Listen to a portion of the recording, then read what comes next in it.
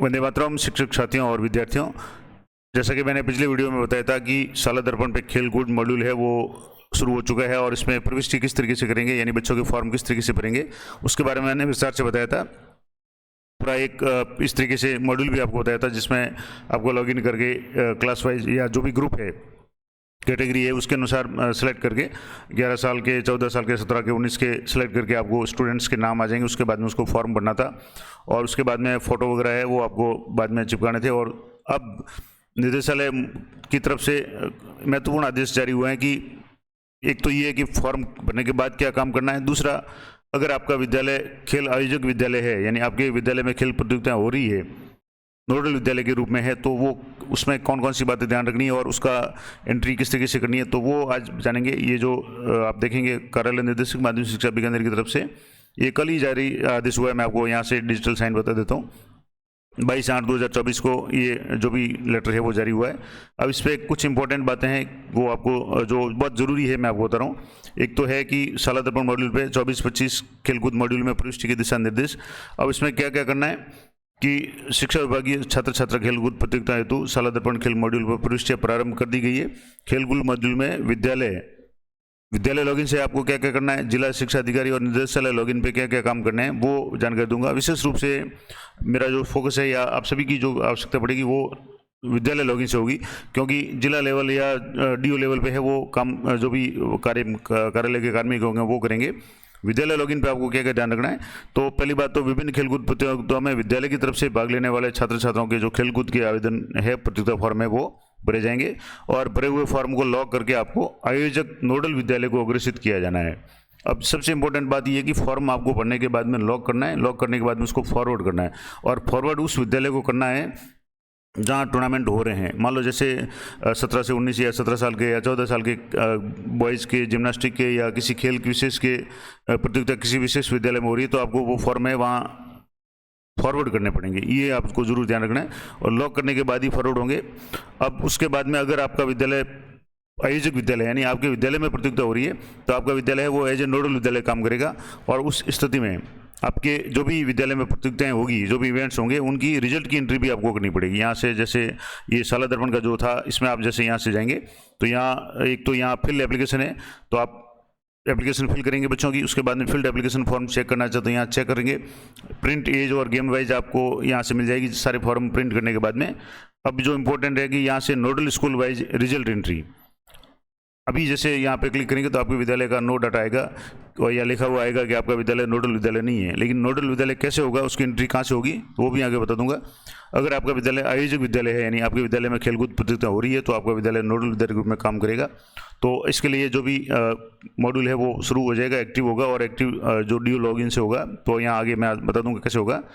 अब मान लो यहाँ लिखा हुआ है कि यदि आयोजक विद्यालय नोडल विद्यालय की स्थिति में आपको प्रतियोगिता के रिजल्ट की प्रविष्टि करनी है, ये क्लियर हो गया। उसके बाद में यदि विद्यालय राज्य स्तरीय खेलकूद प्रतियोगिता आयोजक है, यानी पहले जिला स्तरीय, उसके बाद में अगर राज्य स्तरीय भी आपके विद्यालय में हो रहा है तब राज्य स्तरीय प्रतियोगिता के परिणाम की प्रविष्टि भी शाला दर्पण के खेलकूद मॉड्यूल पे किया जाना है, यानी वो भी एंट्री आपके विद्यालय से होगी, यानी जो विद्यालय आयोजक है।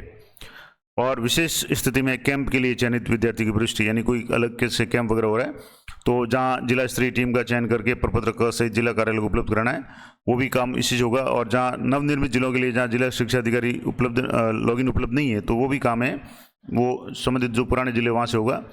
एक इम्पोर्टेंट बात और है कि समस्त संस्था प्रधान जिला प्रतियोगिता प्रारंभ होने के एक दिन पूर्व निर्धारित समय तक फॉर्म पूर्ण करके लॉक किया जाना सुनिश्चित करें, क्योंकि जो भी फॉर्म होंगे वो संबंधित विद्यालय में आपको फॉरवर्ड करने हैं और फॉरवर्ड आप तभी कर पाएंगे जब लॉक कर पाएंगे। तो सबसे पहले जो भी प्रतियोगिता है उसके 1-2 दिन पहले ही आप, क्योंकि कभी भी आप लास्ट तारीख का इंतजार नहीं करें, सारे फॉर्म सही है तो आप उसको लॉक करके फॉरवर्ड कर दें। जहाँ भी आपके बच्चे खेलने जा रहे हैं, प्रतियोगिता में भाग लेने जा रहे हैं, उस विद्यालय को आपको फॉरवर्ड करना है। और उसके बाद में एक और इम्पोर्टेंट बात जो समस्या आ रही है कि प्रतियोगिता स्तर पर देखा गया है कि शाला दर्पण से प्रिंट किए गए फॉर्म पर खिलाड़ी की फोटो स्पष्ट नहीं होती, अतः खिलाड़ी का मिलान किया जाना संभव नहीं होता। अतः शाला दर्पण से भरे हुए फॉर्म में ऊपर खाली जगह पर विद्यार्थी की अपलोड की गई नवीनतम फोटो की पासपोर्ट साइज फोटो लगाकर संस्था प्रदान प्रमाणित करेंगे। एक फ़ोटो तो आप जैसे कोशिश करें कि जो भी फ़ोटो आप अपलोड करें फॉर्म पर इसमें वो लेटेस्ट हो। उसके बाद में उसी की फ़ोटो है वो एक फ़ोटो और भी जब हार्ड कॉपी आप प्रिंट करेंगे तो उसके ऊपर फ़ोटो लगा करके संस्था प्रधान उस स्टूडेंट को वेरीफाई करेंगे और प्रतियोगिता स्तर पर विद्यार्थियों के जो आधार कार्ड से आवेदन फॉर्म की डिटेल्स का मिलान किया जाएगा। तो एक यहाँ और भी समस्या हो सकती है कि अगर किसी स्टूडेंट का आधार कार्ड गलत है तो आप कोशिश करें बच्चे को अभी से मोटिवेट करें कि वो जल्दी से जल्दी अपना आधार कार्ड सही कराए। उसका फ़ोटो है वो बहुत पुराना है तो उसको अपडेट करवा लें। तो ये जरूर ध्यान रखना है। अब जैसे जिला शिक्षा अधिकारी लॉगिन पे क्या होगा, तो सामान्य रूप से तो ये काम जिला लेवल पे होगा, लेकिन अपने को इसमें क्या मतलब है वो मैं आपको बता दूँ कि समस्त जिला स्तरीय प्रतियोगिता आयोजक नोडल विद्यालय की प्रविष्टि करना, यानी जिला लॉगिन से आपके नोडल की प्रविष्टि की जाएगी, यानी आपका जो विद्यालय नोडल विद्यालय वो सिलेक्ट किया जाएगा और ये एंट्री होगी तभी आप जो भी प्रतियोगिता है उसके रिजल्ट वगैरह आप उसमें एंट्री कर पाएंगे। जैसे मान लो आपका विद्यालय है जहाँ कोई प्रतियोगिता जैसे जिम्नास्टिक आयोजित हो रही है, तो अभी आप जो विद्यालय लॉगिन खोलेंगे तो उसमें आपके नोडल विद्यालय की जो एंट्री है वो शो नहीं होगी जब तक जिला शिक्षा अधिकारी लॉगिन से आपके विद्यालय को नोडल विद्यालय उस खेल के लिए मनोनीत नहीं किया जाता या वहाँ से एंट्री नहीं की जाती जिला लॉगिन से, तब तक आपके विद्यालय में आप एंट्री नहीं कर पाएंगे। तो ये विशेष इसमें है कि प्रतियोगिता आयोजक नोडल विद्यालय के जिला शिक्षा अधिकारी लॉगिन से चयन के उपरांत ही विद्यालयों के खेलकूद प्रतियोगिता फॉर्म नोडल विद्यालय में प्रदर्शित होंगे। तो एक तो इम्पोर्टेंट बात ये होगी कि जब तक आपका विद्यालय नोडल विद्यालय सेलेक्ट नहीं होगा जिला लॉगिन से या जिला शिक्षा अधिकारी लॉगिन से, तब तक न तो आपके फॉरवर्ड किए हुए फॉर्म आपके विद्यालय में शो होंगे और न ही आप रिजल्ट वगैरह की एंट्री कर पाएंगे। तो ये जरूर आपको ध्यान रखना है कि जैसे ही प्रतियोगिता शुरू उससे पहले आप जिला अधिकारी लेवल से मिल करके या आप अपने विद्यालय में चेक करते रहें कि आपके विद्यालय की एंट्री है वो नोडल विद्यालय के रूप में हुई या नहीं हुई। और इसको चेक करने के यहाँ से जैसे आप इसमें जाएंगे तो यहाँ आप जो स्पोर्ट्स वाला इसमें एक तो होम है और यहाँ स्पोर्ट्स है, विद्यालय लॉगिन जो आप करेंगे उसमें यहाँ nodal school wise result entry का ऑप्शन अगर आपके आ रहा है तब तो आपका विद्यालय वो सिलेक्ट हो गया है। इसके बाद में एक और ऑप्शन होगा कि state nodal school wise result entry. अगर आपका विद्यालय स्टेट लेवल की प्रतियोगिता आयोजित कर रहा है, यानी राज्य स्तरीय टूर्नामेंट आयोजित कर रहा है, तो आपको स्टेट लेवल की एंट्री भी यहाँ करनी पड़ेगी।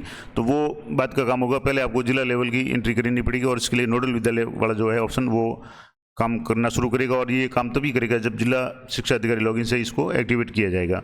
इसके अलावा नोडल विद्यालय के द्वारा रिजल्ट प्रविष्टि के पश्चात जिला स्तरीय कैंप के लिए चयनित खिलाड़ियों को प्रविष्ट करना, यानी जो बच्चे जिला स्तर पर सेलेक्ट हुए हैं या स्टेट लेवल के लिए सेलेक्ट हुए हैं उनकी एंट्री भी इसी विद्यालय के द्वारा होगी, नोडल विद्यालय के द्वारा होगी। और जिला स्तरीय कैंप में चयनित राज्य स्तरीय प्रतियोगिता में भाग लेने वाले विद्यार्थियों का चयन कर राज्य स्तरीय टीम की प्रविष्टि होगी। और इसके अलावा CBSE, KVS, विद्या भारती, नवोदय और अन्य विद्यालय जहाँ शाला दर्पण या PSP लॉगिन नहीं है वहाँ के विद्यार्थियों के खेलकूद के आवेदन की फॉर्म भी एंट्री है वो संबंधित जो भी पास का नोडल विद्यालय होगा वो करेगा।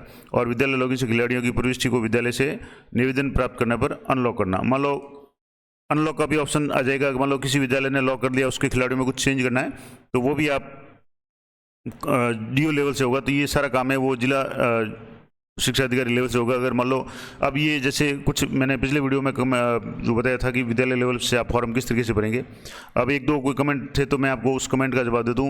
एक साथी का कमेंट था कि उन्होंने फॉर्म है वो लॉक कर दिया, अब उसमें कुछ करेक्शन करना है, यानी विद्यालयों की एंट्री प्रविष्टि को चेंज करना है। तो यहाँ क्लियर लिखा हुआ कि विद्यालय लॉगिन से विद्यालयों की प्रविष्टि को विद्यालय से निवेदन प्राप्त होने पर अनलॉक करना, यानी ये जो लॉगिन था जिला शिक्षा अधिकारी लॉगिन, अगर आपने फॉर्म विद्यालय स्तर पे भर लिया, लॉक कर लिया, फॉरवर्ड अगर मान लो नहीं किया और उसमें कुछ गलती है और लॉक करने के बाद में आपके विद्यालय लॉगिन पे उसका कोई एडिट का ऑप्शन नहीं है, तो आपको जिला शिक्षा अधिकारी लॉगिन या वहाँ से संपर्क करना और वहाँ से उसको अनलॉक करवाना। तो वहाँ से अनलॉक का ऑप्शन हो जाएगा।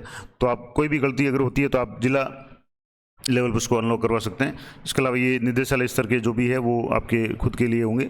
अब इम्पोर्टेंट बात है कि प्रतियोगिता आयोजक नोडल विद्यालय के जिला शिक्षा अधिकारी लॉगिन के चयन के उपरांत ही विद्यालयों के लिए खेलकूद प्रतियोगिता फॉर्म नोडल विद्यालय में प्रदर्शित होंगे। अतः किसी भी खिलाड़ी की आगे की प्रविष्टि न होने के संबंध में उत्पन्न विपरीत परिस्थिति के लिए जिला शिक्षा अधिकारी मुख्यालय माध्यमिक स्वयं उत्तरदायी होंगे। ये उप निदेशक खेलकूद के संबंध से ये आदेश जारी किया गया है। तो सबसे इम्पोर्टेंट बात ये हुई कि आपके विद्यालय अगर आपका खेल कूद प्रतियोगिता आयोजित कर रहा है तो वो नोडल विद्यालय हो गया और नोडल विद्यालय को एज ए नोडल है वो जिला शिक्षा अधिकारी लॉगिन से वहाँ किया जाएगा। उसके बाद सारी जो भी एंट्री होगी रिजल्ट वगैरह की वो सारी आपके नोडल विद्यालय से होगी। और किसी विद्यालय ने अगर फॉर्म में कुछ गलती कर ली है तो वो आप जिला लॉगिन से उसको अनलॉक करवा करके वापस उसको सुधार कर सकते हैं। ये थी महत्वपूर्ण जानकारी। इसके अलावा मैंने पहले ये विस्तार से जो फॉर्म किस तरीके से बने उसके बारे में मैंने आपको पूरा विस्तार से बताया था। एक और कोई कमेंट भी था लगातार 2 वर्ष के लिए अगर ऐसा कुछ ऑप्शन आ रहा था कि ठहराव वाला फॉर्म, जो किसी ने कमेंट किया था, तो ठहराव का मतलब है कि अगर किसी स्टूडेंट ने एक ही क्लास में 2 साल निकाले हैं, यानी उस साल में वापस दोबारा उसी क्लास में उसने एंट्री पढ़ाई की है, तो उस स्थिति में उसको यस करना, अन्यथा नो करना है। तो सामान्य रूप से लगभग नो होगा। तो ये आप जरूर देख लें, उस अच्छी तरह से पढ़ लें उसको क्या लिखा हुआ है, तो उसी के अनुसार आप उसका रिप्लाई करें। तो ये था पूरा अपडेट कि शाला दर्पण खेलकूद मॉड्यूल में प्रविष्टि के संबंध में जो लेटेस्ट निर्देश किया है, नोडल विद्यालय किस तरीके से काम करेगा। आशा करता हूँ ये सारी जानकारी आप लोग हुई रहेगी। इस संबंध में अगर आपके भी कोई कमेंट है तो आप कमेंट जरूर करें, लेकिन पहले दोनों वीडियो देख लें। मैंने लगभग सभी समस्याओं का समाधान दोनों वीडियो में बता दिया है, तो वो वीडियो भी आप देख लें, उसका भी लिंक मैं इसी वीडियो को डिस्क्रिप्शन दे दूँगा। तो उसके बाद भी अगर आपकी कुछ क्वेरी है तो आप जरूर कमेंट करें, अन्यथा पूरा वीडियो देखें, अधिक से अधिक साथियों के साथ में शेयर करें। मिलते हैं नेक्स्ट वीडियो में, तब तक जय हिंद, जय भारत।